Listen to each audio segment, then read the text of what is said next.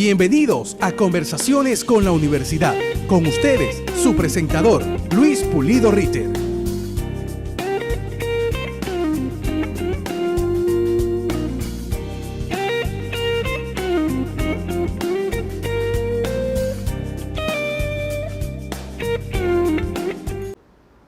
Muy buenos días. En el día de hoy, en Conversaciones con la Universidad, tenemos el tema El futuro de las humanidades y las ciencias sociales en Panamá. Es un programa, Conversaciones con la Universidad, de la Coordinación de Extensión y Cultura, de Tecnología de la Facultad de Humanidades, de Tecnología Educativa y de la Biblioteca Simón Bolívar. Tenemos como invitados de honor al doctor Olmedo García Chavarría, decano de la Facultad de Humanidades, a la magíster Leidiana Hills, que es vicedecana y al mismo tiempo directora del Centro de Lenguas de la Universidad de Panamá, y al estudiante y graduando Edgardo Aguilar. En Conversaciones con la Universidad, teniendo a estas tres personalidades aquí, bien, me gustaría comenzar con el doctor García, que dicho sea de paso fue profesor mío en la Facultad de Humanidades, en la Escuela de Sociología, y es un honor tenerlo aquí, profesor. Se habla últimamente de la crisis, de las crisis de las humanidades en Panamá y en la región. ¿Cómo usted ve esta idea de la crisis de las humanidades? ¿Es cierto o no es cierto? ¿Cómo lo ve usted? En primer lugar, quisiera darle el reconocimiento al equipo y a la Dirección de Educación Continua, a la Biblioteca de la Universidad de Panamá y a ti en especial, Luis, que tiene la conducción de este programa. Gracias. Creo que es una perspectiva y una ventana distinta para poder transmitir conocimiento. Con respecto a la pregunta, en América Latina tiene un problema distinto que Europa. Nosotros fuimos víctimas de un conocimiento eurocéntrico y la mayor parte de las concepciones teóricas, epistemológicas, metodológicas, fuimos nosotros, crecimos y desarrollamos con una orientación eurocéntrica en el campo de las humanidades, en el campo de las ciencias naturales. Y como ejemplo de ello, la Universidad de Panamá recibió la primera oleada de intelectuales y cientistas en la década del 30 que venían huyendo de las principales guerras de Europa. Y aquí así creció la geografía, la sociología, la historia, al calor de estos aportes de las humanidades europeas. Lo segundo es que el continente latinoamericano fue el patio trasero de la expansión norteamericana. Y eso llevó a que la mayor parte de las incipientes naciones latinoamericanas también sufrieron los fenómenos de crecimiento y de la impronta de la emancipación y la independencia. Muchas veces no teníamos Estado y otras veces no teníamos nación. Y habían sociedades con muchas desigualdades sociales. Inclusive, todavía, al principio del siglo XX, estábamos luchando contra toda forma de discriminación racial. Y esto produjo una crisis desde los paradigmas. Y la crisis social. ¿Cuál era el conocimiento de América Latina? ¿Teníamos conocimiento? La mayor parte del conocimiento nuestro, entre ese eurocentrismo y el pragmatismo norteamericano, así fue creciendo la ciencia nuestra. Una ciencia utilitarista, una ciencia pragmática, un conocimiento que no respondía a los grandes problemas nacionales, la emergencia de los movimientos sociales. Y bajo esas premisas y esas realidades no teníamos una ciencia que nos acompañara. Y eso fue lo que produjo la gran crisis de las humanidades o de las ciencias sociales. Además de tener las consecuencias y el impacto del racionalismo empírico, que quizás en el campo de la ciencia, entre comillas, duras, las ciencias naturales, tenían mejores oportunidades de avanzar. Ahora se le agregó el tema de la tecnología, de la innovación, y todo se vinculó al espacio y al eficientismo del mercado. Claro. Lo que era eficientismo Es más, en Europa se le llamó eso la teoría o el modelo de la competencia. Todo lo que tenía competencia y el eficientismo fue lo que tuvo mejor oportunidad de desarrollarse en el campo de las ciencias sociales o la humanidad. Por eso es que nosotros, al principio del siglo XXI, esa gran desventaja entre los paradigmas de las ciencias sociales y las ciencias naturales, aún todavía seguimos discutiendo cuál es la concepción teórica que a nosotros nos favorece para desarrollar las humanidades y las ciencias sociales. Perfecto, gracias, profesor, por esta introducción sobre las llamadas crisis de las ciencias sociales y de las humanidades. Profesora, usted también, como profesora de la Facultad de Humanidades, con muchos años de experiencia en la docencia, en la organización, en la Facultad de Humanidades, usted es directora de lenguas de la facultad, ¿verdad? Directora del Centro de Lenguas. Directora del Centro de Lenguas. ¿Cómo usted ha visto la evolución en los últimos años dentro de lo que se llama la crisis de las humanidades, el aprendizaje de las lenguas en la Facultad de Humanidades? ¿Cómo lo ha visto usted o cómo lo ve usted? Bueno, el aprendizaje de las lenguas dentro de esta crisis de las humanidades creo que ha tenido un papel que podríamos decir preponderante. Las lenguas en nuestro país han comenzado a tener, no a declinar su existencia, su necesidad, sino a tener una preponderancia. Tenemos que hay una política de Estado, una política de país que conocemos como el Panamá Bilingüe, el programa After School, que inicia hace muchos años, hace 5 periodos de presidentes que se inicia este programa, donde se le da casualmente énfasis a los idiomas. En este caso solamente se le dio énfasis al idioma inglés, por ser el idioma de la comunicación internacional de los negocios.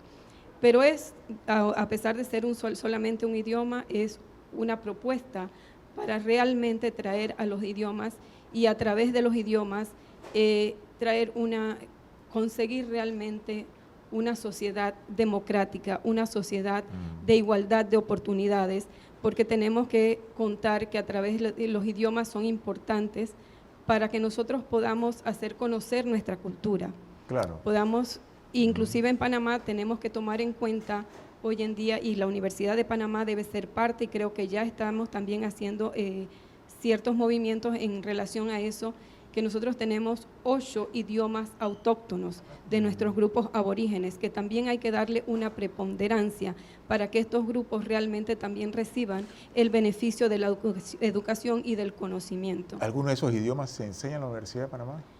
En la Universidad de Panamá, en el Centro de Lenguas, se enseñó el NOVE. Actualmente estamos haciendo nuevamente los movimientos con los grupos, la oficina de los grupos aborígenes, para tratar de nuevamente implementar el NOVE y los otros idiomas que podamos implementar en el Centro de Lenguas. Es un poco lo que habla el profesor García, ¿verdad? El doctor, sobre la democratización, el acceso a la educación o las llamadas crisis de las humanidades, ¿no? Es decir, introducir, profesor, lo que siempre se ha visto como algo periférico, las lenguas indígenas en la facultad. ¿Usted cómo lo ve? Lo que pasa es que uno de los desafíos de la modernidad, sí, y aquí tenemos que entender las plataformas de la educación, ¿cuáles son las principales plataformas? Hoy, una es la modernidad. 2 es la visión de la CEPAL y del Banco Mundial sobre la visión de las ciencias. Y en ese campo, para estas plataformas, lo importante es lo que se denomina las herramientas. ¿Cuáles son las herramientas? La tecnología y la innovación. Pero hay otra perspectiva que tiene que ver con la humanidad. Y hoy es un mundo que tiene que tener un currículum flexible. Y ese carácter flexible no tiene que ver con el eficientismo. Se habla de la diversidad.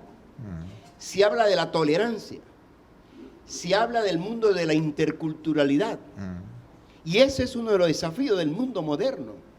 Los objetivos del desarrollo sostenible de las Naciones Unidas invitan a las instituciones, a los pueblos, a las naciones, a las universidades, a desafiar esos grandes lineamientos. Enfrentar, porque nosotros no podemos estudiar solamente el tema de la diversidad. Fíjate que hasta hace poco, los estigmas de la discriminación.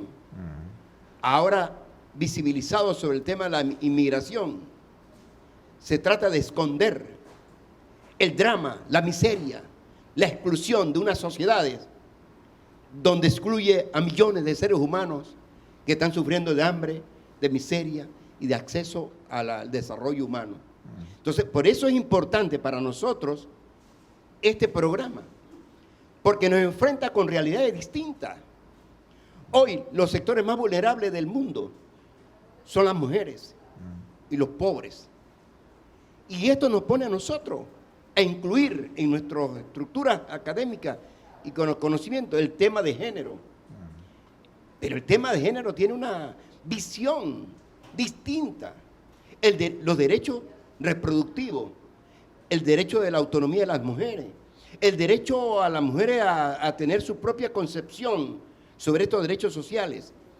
¿Cómo nosotros, con una cultura patriarcal que hemos tenido, podemos cambiar esta concepción y esta visión de la educación? Por eso es que es importante lo que tú planteabas, que está en el campo del desafío del acceso a la interculturalidad y a la diversidad del conocimiento. No, y también quisiera que sigamos conversando un poquito más sobre eso, lo que usted plantea, ¿no?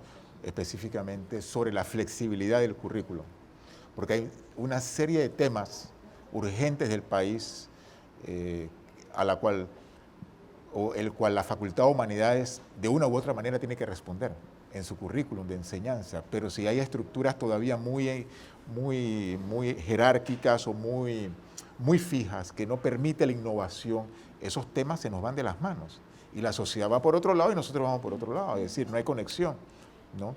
Aquí está el modelo. No. Este es el problema del modelo, Luis, no. Y los compañeros. Tiene que haber, hace 15 años, estructuramos un plan de desarrollo educativo en la Universidad de Panamá, basado en el modelo Tuning, que es el modelo de la competencia. Yo no me opongo al desarrollo de esta plataforma filosófica, metodológica y epistemológica. Yo no me opongo. Lo que pasa es que la concepción de este modelo tiene que incluir esa flexibilidad en el currículo. ¿Cuáles son los desafíos de esta sociedad? Claro. Nosotros tenemos claro cuáles son los desafíos de esta sociedad. Mira, esta sociedad tiene el primer país en América Latina con el ingreso per cápita más alto, pero es la segunda sociedad más desigual de América Latina. Entonces, ahí tiene que estar en el currículum esta tarea para poder desaprender ese tipo de problemática que tenemos nosotros. El conocimiento no solamente es para conocer, el conocimiento es para transformar. Ese es el carácter de la flexibilidad del currículum. Mire, yo quisiera, el tema que estamos hablando es muy importante y me gustaría conectarlo con nuestro estudiante aquí, como estudiante de español. El profesor, la profesora, hemos tocado problemas de género, problemas de clase, problemas de raza incluso. A mí me gustaría saber si en nuestro currículum de la Escuela de Español, por ejemplo, hemos tocado la literatura escrita por los indígenas. Si en nuestro currículum de la Escuela de Español hemos tocado la literatura escrita por los afroantillanos, hemos escrito sobre la literatura del Caribe. Lo que quiero decir es si en el currículum de la Escuela de Español existe si tú como estudiante has tenido estas formas de acceso a lo que llamamos las literaturas o las literaturas periféricas que nunca o han sido muy poco tocadas en ese currículum a veces muy centrista, ¿comprenden?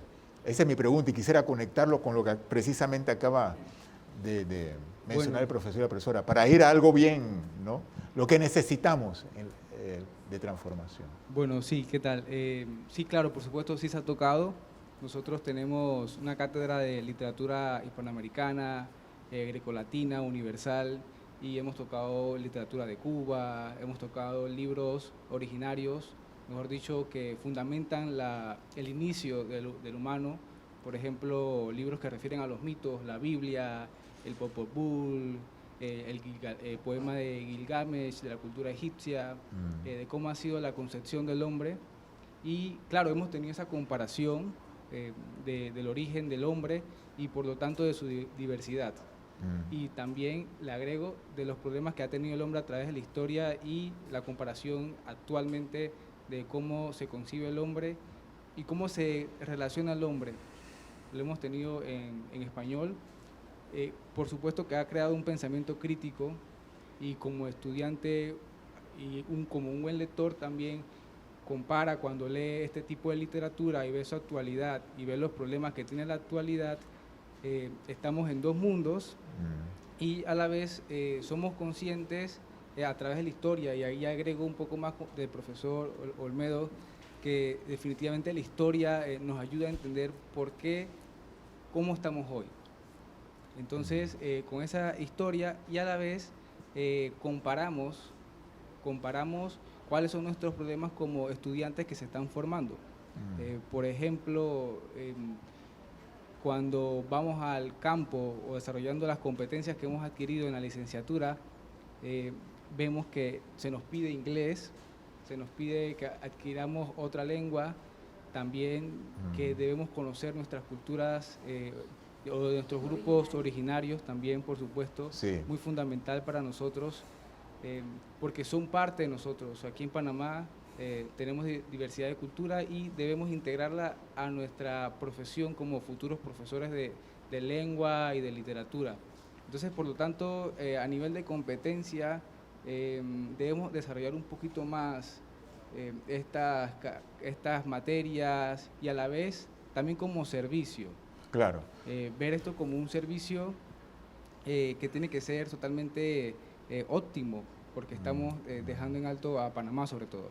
Yo creo que la Escuela de Español, profesora también, me parece que la Escuela de Español quizás es un buen termómetro, en el sentido que yo me acuerdo que cuando yo estudiaba en la Universidad de Panamá en los años 80, había muchísimos estudiantes en la Escuela de Español. Es decir, yo no sé cómo es ahora, no sé si vemos más o menos estudiantes interesados en estudiar en español, en estudiar lenguas, por ejemplo, español, ¿no? Es decir, yo sé que en filosofía, sociología, en los últimos años, los índices de matrícula han caído en nuestra Facultad de Humanidades, pero es un proceso global, no solamente la Facultad de Humanidades de la Universidad de Panamá, es un proceso global.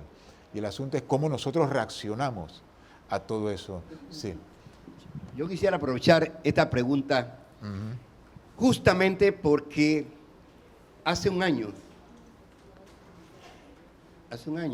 cuando se interpuso la demanda contra el núcleo común, habían dos perspectivas. Una, desde el punto de vista que el núcleo común de la Universidad de Panamá, entre eso estaba el español que está en el núcleo, Sí. era un atentado a la violación de la autonomía. Y dos, la concepción y el prejuicio y el estigma de que los profesores de español iban a enseñar a la Facultad de Medicina, Odontología, solamente el Quijote. Y siempre la crítica y el debate que hacían estas autoridades, ¿qué importancia tiene el Quijote si ya lo hemos estudiado en tercer año, en literatura hispanoamericana? Ese era el debate. Fíjate. Y hoy la Corte Suprema de Justicia acaba de dar la razón a la universidad y a la facultad. Los principios generales del conocimiento son interdisciplinarios. Y el mejor ejemplo lo acabamos de dar hace un año. Una delegación nuestra, de nuestra universidad, del Departamento de Español, fue a participar en el Festival de la Juventud de Teatro en Marruecos. Aquí están dos colegas que fueron. Y ganaron, creo que el primer puesto, el primero o el segundo, Anay, el primero. No es, ¿y cuál era la compañía de teatro? Los jóvenes estudiantes. Y una obra clásica, difícil. Claro. Una obra clásica. ¿Por qué? ¿Qué es lo que quiere decir con esta obra clásica? Es la relectura. Acabamos nosotros de venir al Congreso Nacional de la Semana de la Literatura. Y ahí, entre lo que se debatió, yo creo que tú estuviste ahí, Luis. Sí, sí, sí. ¿Saben qué se debatió ahí en ese escenario de la Semana de la Literatura? Una nueva relectura de Don Quijote. Que yo le dije a los colegas, me parece. Esa es la ruptura, lo que se llama la ruptura. Hay que dar una lección a aquellas concepciones diabólicas que intentan estigmatizar a la ciencia, entre eso al español, a la literatura. Qué cosa más bella esa conferencia de la Semana de la Literatura sobre Don Quijote. Es una nueva ruptura, un nuevo paradigma. ¿Y qué ha resultado todo ese proyecto? Mira, Luis, y a los demás que estamos aquí presentes. El Departamento de Español ha hecho un salto cualitativo de la matrícula. Hoy, casi que el 125% de incremento de la matrícula de estudiantes.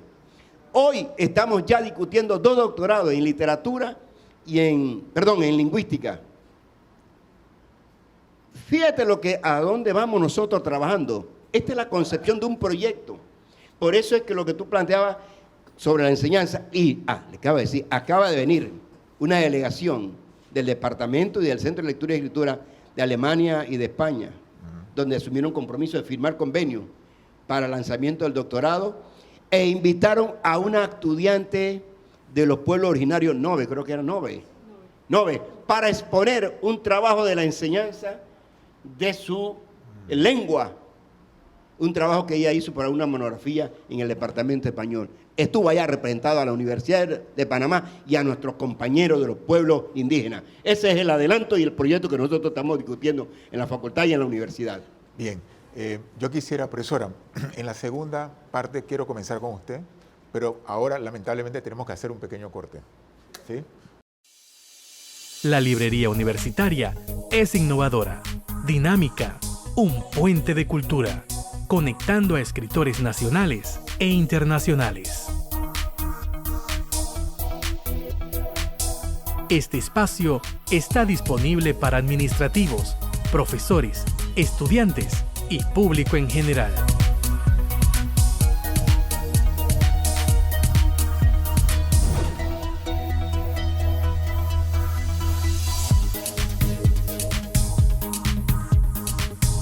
Librería Universitaria. Estamos de vuelta con más de Conversaciones con la Universidad.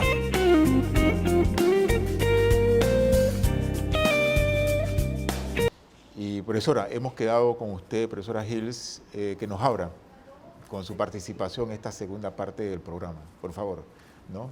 Continuando con el debate anterior de la primera parte. Sí, continuando con el debate de las humanidades, hoy en día se habla, como la pregunta que tuvimos en la primera sesión, del declive de las humanidades. Sí. Pero eso lo podemos pensar si lo vemos desde el punto de vista de una economía de producción. Podemos pensar que sí, que hay un declive porque se le da mucho énfasis al conocimiento específico de una profesión, al crear y producir empleados, pero si lo vemos desde otro punto de vista, en realidad las humanidades, al contrario de lo que se puede pensar, cada día son más importantes. Las humanidades necesitan complementar a ese profesional. Hoy en día hablamos de hacer un buen profesional. Cuando hablamos de un buen profesional, es un profesional integral, donde se complementan los conocimientos específicos de su carrera, de su profesión, pero a la vez tiene que tener esa parte humanista, tiene que tener esa parte del proceso del conocimiento, de conocerse a sí mismo, de conocer el entorno donde vive, para en realidad poder entonces producir ese ser integral que sea consciente de sí mismo, que sea consciente del medio ambiente donde se desarrolla, de la sociedad, y pueda producir para esa sociedad. Claro. Entonces tenemos que las humanidades implementan eso, el conocimiento crítico, el análisis, el ponerse en el lugar de otro, el ser humano como centro, como ser humano de conocimiento, ser humano de sentimientos, todas estas cosas que van a llevar a formar a los líderes, porque necesitamos en el día de hoy líderes y personas que sepan trabajar en equipo. Hoy en día ya no se habla más del individualista, esa persona que por sí sola toma decisiones y las implementa. Hoy en día hablamos del trabajo colaborativo, y esto es importante, y las humanidades le dan al ser humano esa parte, le dan también el conocimiento de las culturas, el conocimiento de los idiomas, claro, para que realmente sea un ser humano global, internacional, un ciudadano del mundo, un ciudadano libre de tomar decisiones propias, pero con conciencia de su sociedad y con conciencia del medio ambiente, que es muy importante que lo conservemos hoy en día. Entonces, yo creo que las humanidades están tomando un nuevo matiz, y realmente en vez de tener un declive de las humanidades, nosotros estamos experimentando una necesidad de las humanidades para que ese arquitecto, cuando va a la calle, sepa conservar su naturaleza, para que sepa de la historia y a través de ella pensar su presente, su futuro y qué es lo que él va a implementar. Igual a los médicos, un médico sin la parte humana no es un médico. Nosotros necesitamos médicos que se pongan en el lugar del paciente. Entonces las humanidades realmente toman auge aún en esta etapa de nuestra vida, de nuestro mundo, en donde tenemos la tecnología que a veces nos deshumaniza un poco porque nos enseña a no pensar. Nos paramos o nos sentamos frente a una televisión y nos da pereza pensar. Claro. Pero las humanidades van a hacer esa función dentro de este mundo actual de nosotros. Claro, es decir, en eso estamos completamente de acuerdo, es decir, el lugar del pensamiento crítico en las humanidades. Yo pienso que es una condición sine qua non de las humanidades el pensamiento crítico, es decir, no concibo unas humanidades sin pensamiento crítico. Y en ese sentido me gustaría preguntarle aquí al joven, a nuestro estudiante aquí en la facultad, ¿cómo usted observa su generación? A esta generación de estudiantes en la Universidad de Panamá, en la Facultad de Humanidades. ¿Cuáles son sus tendencias, sus gustos? ¿Cuáles son sus necesidades? Es decir, ¿cómo usted observa eso? Wow, una pregunta muy amplia. Sí. Muy bien tocar un poquito de filosofía.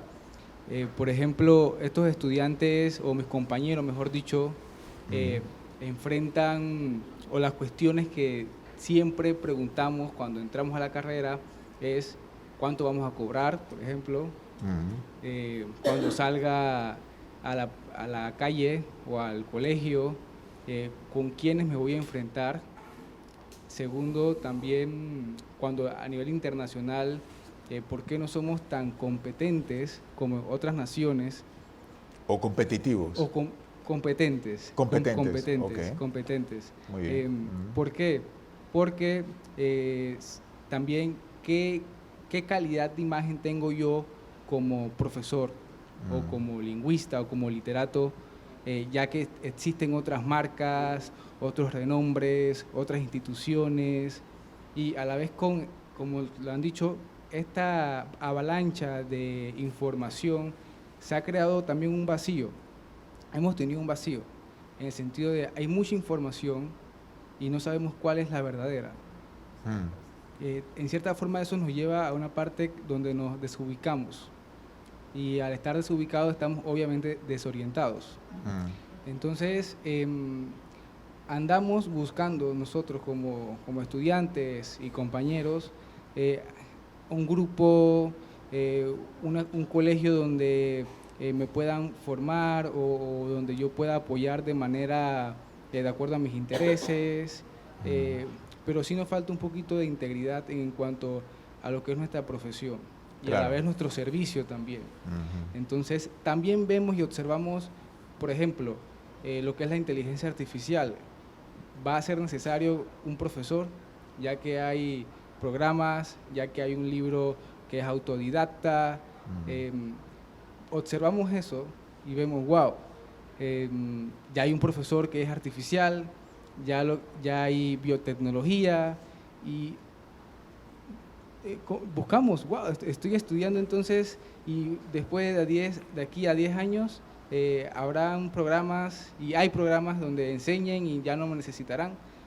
Son cuestionamientos también porque estamos pendientes de la información que se está dando, ¿no? Claro, claro. Es decir, ustedes enfrentan las nuevas generaciones, nuevos retos, nuevas preguntas. Sí, definitivamente. Pero me gustaría también conectar lo que usted dice a una pregunta del profesor García, doctor García, porque el doctor García, usted ha trabajado con varias generaciones de estudiantes, usted también profesora en la Universidad de Panamá.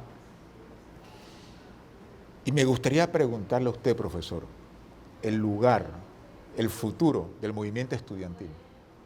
¿Y cómo ha sido el futuro del movimiento estudiantil en la Facultad de Humanidades? Es decir, hablamos de una crisis en general, no solamente de las humanidades, sino de ese movimiento estudiantil clásico, con sus propuestas políticas, con sus propuestas revolucionarias, con sus propuestas de protesta social. ¿Cómo usted ve esa evolución, esa transformación de ese movimiento estudiantil en Panamá y en especial la Facultad de Humanidades? ¿Podemos hablar en el futuro todavía de algún movimiento estudiantil? como lo conocíamos nosotros clásicamente? Creo que esta es una de las preguntas base para nosotros desde la perspectiva de esa relación entre educación y sociedad. Claro. Bueno, la crisis que hemos venido discutiendo, si hay una crisis de los paradigmas del conocimiento o hay una crisis de la sociedad. Claro. Y fíjate la ruptura de la década del 80 o del 60, mientras en Europa los chicos se levantan con la consigna abajo todo, en el mayo del 68, la educación, el problema del empleo, el problema del reconocimiento de sus valores, querían luchar por otros valores, por otra ética. En América Latina, el levantamiento de los estudiantes universitarios que culminó en la plaza de la masacre, en la plaza de Tlatelolco. Esa ruptura, que son las herederas del levantamiento de los estudiantes de la reforma de Córdoba, tiene mucha incidencia en la tarea y en la lucha por una nueva educación. Y el movimiento estudiantil y social levantó dos tareas, dos banderas. La lucha social de perfeccionamiento de la independencia y la reivindicación de una nueva educación. Por eso que surgen esas plataformas alternativas a la educación en la década al fin del siglo XX, con Paulo Freire. Y el Informe Mundial de la Educación de la UNESCO, Aprender a Ser. Esa plataforma metodológica se fundamentaba en un nuevo aprendizaje, no para enseñar a nadie, sino para que la educación fuera colaborativa. Una educación que fuera educación, participación, acción. Eso era el debate que se estaba realizando. Y los estudiantes y el movimiento estudiantil se sentía identificado con esa lucha. Porque era una lucha participativa frente a su realidad y frente al mundo, frente a la sociedad.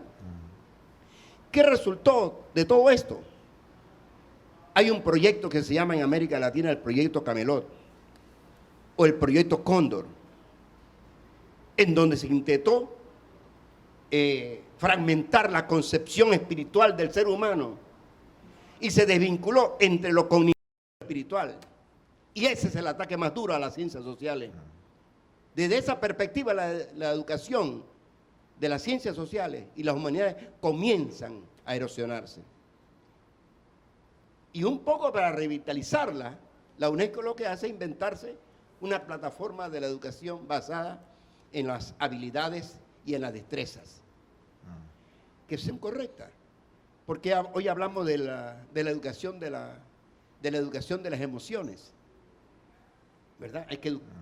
Hay que explotar las emociones y la motivación, pero no es suficiente, porque el mundo se enfrenta también a un sistema milenario de acumulación, de desigualdades, y cómo resolvemos esos problemas. Hoy los objetivos del desarrollo del milenio, los 26 objetivos del desarrollo del milenio que tenemos que cumplir, nos llevan a nosotros que tenemos que disminuir la brecha de la pobreza. Pero mientras que en América Latina se luchó para que sacar a 80 millones de la pobreza, hoy los mismos que nosotros sacamos de la pobreza son los mismos que han votado por los verdugos, los bolsonaros. O sea, se retorna una concepción de derechización de las ciencias sociales, del Estado, de la política. Por eso es que es importante hoy que el movimiento estudiantil se replantee su modelo de organización. No solamente por una nueva educación crítica, que es lo que siempre nosotros hemos apostado, sino por un nuevo compromiso social frente a esa realidad. Tiene que haber un nuevo compromiso social frente a esa realidad. Y nosotros lo tenemos en los desafíos del milenio. Lo acabamos de discutir en Córdoba. ¿Cuáles son los objetivos de la educación del futuro? ¿Cuáles son los objetivos de la educación del futuro? El objetivo de la educación del futuro no es el mercado. Si es que el mercado está precarizando al ser humano. Si nosotros pensamos que por la vía del mercado vamos a resolver el problema del éxito y del futuro, no, sigamos leyendo a Batman. Batman, el último Batman o la película de Batman, se inventaron que Batman podía resolver el problema de los indignados en España. Entonces Batman era el hombre que resolvía, o la figura que resolvía el problema de los desahucios, de la precarización, del desempleo. Queremos decirle finalmente que este es un debate de compromiso. Aquí tenemos que haber una ruptura. Si tú le preguntas a la mayor parte de los docentes de la Universidad de Panamá, ¿cuál es la concepción del proyecto educativo de la educación superior? No lo sabemos. ¿Por qué? Porque lo que hemos hecho es recoger plataformas, por ejemplo, el plan estratégico del gobierno, los pilares del objetivo del desarrollo sostenible y el plan de innovación y tecnología de la CENACYT. No, pero hay que construir el modelo, hay que construir el proyecto. ¿Dónde está ese proyecto de la educación del futuro? ¿Va a ser un modelo basado en las destrezas o va a ser un modelo basado en una acción distinta, deliberadora o crítica? Esa es la discusión que tenemos nosotros y por eso los estudiantes están desmovilizados, porque los desmovilizaron. Hay una estrategia de desmovilizarlo, hay una estrategia de no vincular su conciencia, su corazón, su alma, su conocimiento con la realidad. Este es el debate de hoy y por eso nosotros creo que es imprescindible este diálogo con los estudiantes, con la juventud, para poder asumir un compromiso de un proyecto. Claro, es decir, a mí esta pregunta del movimiento estudiantil me parece muy importante, esta discusión, porque una facultad de humanidades sin movimiento estudiantil me parece un poco como que ha perdido su esencia en cierta manera, pero no solamente la Facultad de Humanidades, sino es un fenómeno global, como usted acaba de describir. Y profesora, usted habló hace poco de temas muy importantes, ¿no? Del problema ambiental, por ejemplo, ¿no? ¿Cómo conectar? Mi pregunta es, ¿cómo hacer resurgir ese movimiento estudiantil dentro de la Facultad de Humanidades con temas que también interesan a la juventud? Es decir, con temas que están los problemas de salario, están los problemas de clase, están los problemas clásicos de nuestras sociedades, la explotación, la marginalidad, pero también problemas, por ejemplo, que preocupan a los jóvenes, que están dentro de esos temas de exclusión, de pobreza, de marginalidad, pero también está el problema ambiental, está el problema de la sexualidad, está el problema de las drogas. Es decir, una serie de temas que preocupan a los jóvenes o a las nuevas generaciones para hacer resurgir lo que también nos hace tanta falta en la Universidad de Panamá y en nuestras instituciones, en las escuelas secundarias, ese movimiento estudiantil, que también forma parte para regenerar nuestras ciencias humanas, humanísticas y sociales, porque son los estudiantes también lo que hacen nuestras instituciones también. Y a veces tengo la impresión que nuestros estudiantes no están presentes en ellas, ¿no? No sé, ¿cómo usted lo ve? Bueno, los estudiantes son sumamente importantes cuando hablamos de las tomas de decisiones en las políticas de la educación. Creo que sí es cierto, se ha dejado un poco de lado al estudiante, la opinión del estudiante, pero tenemos que pasar a darle esa entrada a ellos. Una de las cosas que podemos hacer en la Universidad de Panamá es tratar de realmente recuperar las juntas de escuela, recuperar esa participación dentro del estudiante, dentro de la toma de decisiones de su propia carrera. Eso es básico en un cambio de la educación en la Universidad de Panamá. A veces los dejamos de lado, no sabemos, tomamos decisiones por ellos sin saber realmente cuáles son sus necesidades, cuáles son los cambios que ellos están afrontando en este mundo de la actualidad, que tal vez no fueron los mismos de nosotros, los que estamos ahora en el papel de los facilitadores para estos estudiantes. Entonces, definitivamente, sí tenemos que tomar la opinión de los estudiantes, traerlos a participar junto con todos nosotros en la toma de decisiones, que no sea solamente de arriba hacia abajo, sino que nosotros podamos integrarlos a ellos para que realmente los conocimientos que ellos buscan, esas necesidades que ellos tienen del entorno ambiental, de esa educación del entorno, de esa educación de su carrera en sí, de la necesidad de la dinámica de las clases también, porque muchas veces, casualmente ayer conversaba con una estudiante y ella decía, no, la Universidad de Panamá está bastante bien, yo creo que está bien, pero a nosotros nos gustaría que las clases fueran más dinámicas, que los profesores no nos sentaran y que nosotros escucháramos lo que ellos dicen, sino que nos enseñaran a ser más reflexivos, que tuviéramos más discusiones, que nosotros pudiéramos participar realmente de nuestro aprendizaje. Y creo que eso es un comentario muy importante que nosotros Claro. como autoridades, como aquellos que conducimos la educación de este país, debemos tomar en cuenta, y eso va a repercutir inmediatamente en los grupos estudiantiles porque van a tomar conciencia de la necesidad de su participación en la vida universitaria, en su carrera, en el ambiente. Ellos van a tomar conciencia y si los atraemos van a formar parte de esta fuerza que va a lograr un verdadero cambio. Claro, es decir, ese es un punto importantísimo, teniendo aquí precisamente un estudiante, la participación, por ejemplo. Es decir, sabemos por un lado que el pensamiento crítico forma parte del núcleo de las humanidades, ¿no? Pero bueno, eso nos ayuda muy poco si no hay una práctica como usted muy bien acaba de describir, que sea crítica en cuanto al método de la enseñanza, a la intervención de los estudiantes en los contenidos de estudio incluso. Es decir, ¿cómo usted ve eso? Es decir, su generación actual tiene interés en participar realmente. ¿Cómo lo ve? Bien, bueno, como ya le comentaba, no sé si es recomendable dividir ciertos tipos de estudiantes de otros. Definitivamente hay estudiantes más apasionados que se involucran y hay otros que se quedan un poco rezagados o más bien no se quedan rezagados o mejor dicho cómodos con la información que reciben, con el sistema y con los años. Mientras que hay otros que son más apasionados, que participan en actividades, que investigan. Dentro de mis propuestas, por ejemplo, yo propongo a las autoridades que el trabajo de tesis ya desde licenciatura tenga un plan de acción, no sea algo que ya haya sido estudiado, sino que sea algo innovador y algo que se pueda aplicar al interés del estudiante y que a la vez entre en el área de investigación de la escuela, en tal caso, pero sobre todo que sea un plan de acción, que se accione, por ejemplo, ir a investigar a las comarcas, cómo incluir la inteligencia artificial en la lingüística, en la literatura, que se incluyan esos planes. Sería muy bueno, comenzando dentro de las políticas de la universidad o de la escuela. Claro. Bien. Profesor, ya usted ha escuchado decir,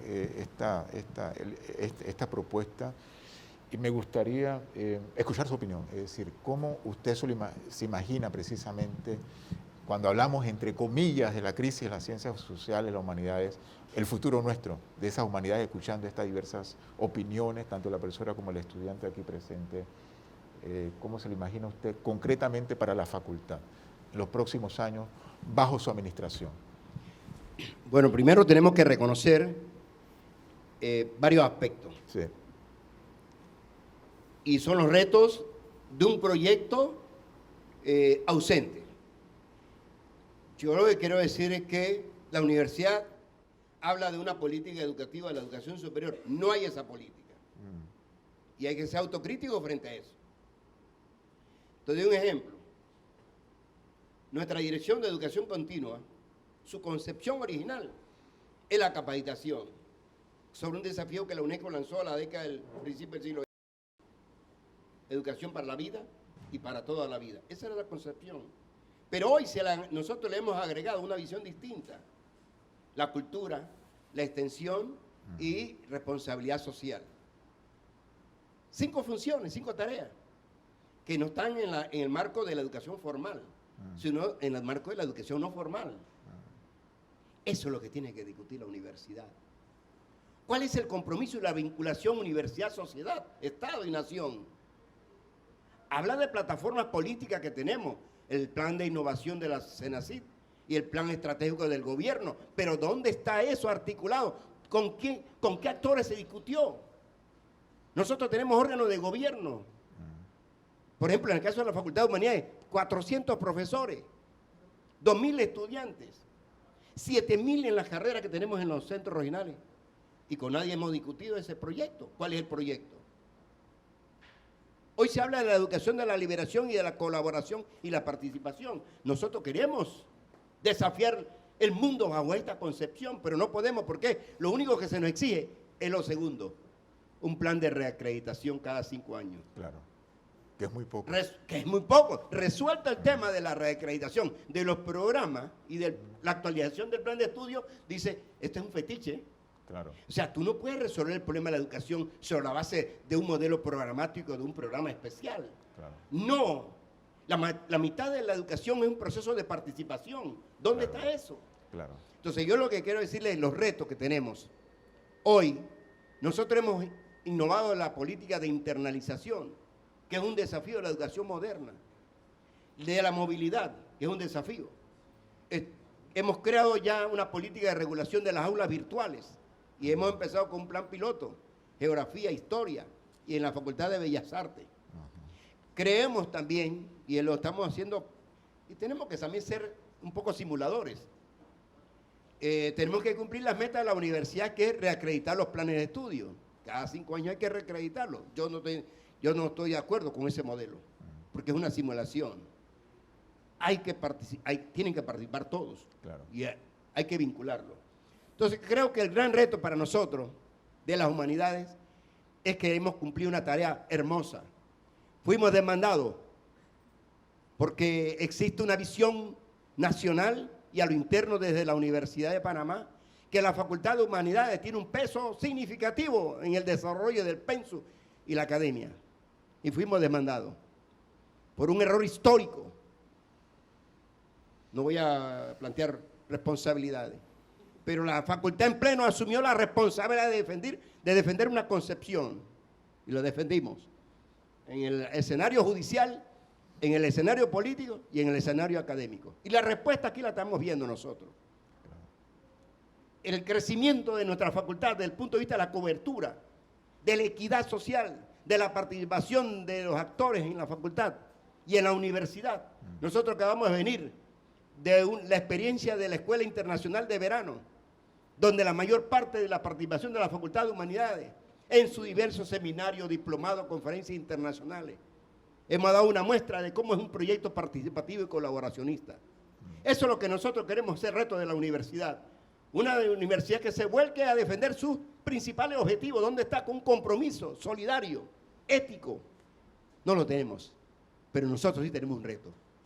Y en lo que nos corresponde a nosotros en ese universo, lo estamos haciendo como el reto del futuro de las humanidades y de las ciencias sociales. Bien, gracias, profesor. Lamentablemente, debo terminar aquí. Ya pasaron los 20, 25 minutos y cierro aquí conversaciones con la universidad, con el estudiante Aguilar, con la profesora Hills. Y nuevamente, muchas gracias, profesor decano, doctor Olmedo García, por su presencia en conversaciones. Bueno, les deseo todavía un buen día. Gracias y hasta luego. Gracias. Bien. Muy bien. Gracias, profesor. por haber venido.